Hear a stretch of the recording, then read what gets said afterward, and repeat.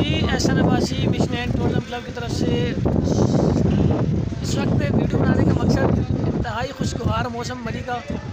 और जो है आप मेरे अक़ब में देख सकते हैं कि आहिस्ता आहिस्ता धुंध जो है वो छा रही है और बारिश का इम्कान बहुत ज़्यादा है। हल्की हल्की बारिश हुई थी लेकिन फिर बारिश रुक गई। लेकिन अभी जो मौसम बिगड़ रहा है वो बता रहा है कि बारिश काफ़ी ज़ोरों शोरों से होगी। कुछ नज़ारे मैं आपको दिखाऊंगा मौसम के और हालात कैसे जा रहे हैं सब मरी के।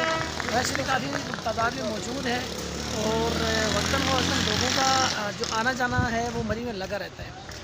मौसम के हवाले से कुछ नज़ारे आपको दिखाते हैं, आए चलें दिखाते हैं।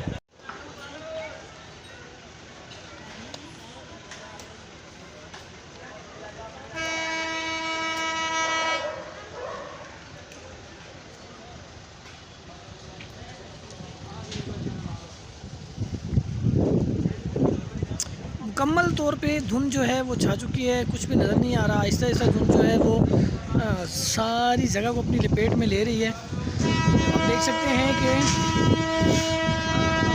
हवा भी जो है ज़ोर पकड़ रही है। और अभी टाइम हो रहे हैं जी 3:20, लेकिन समा कुछ ऐसा है कि जैसे मगरिब होने वाली हो। सुभान अल्लाह, अल्लाह मेरे तेरी शान।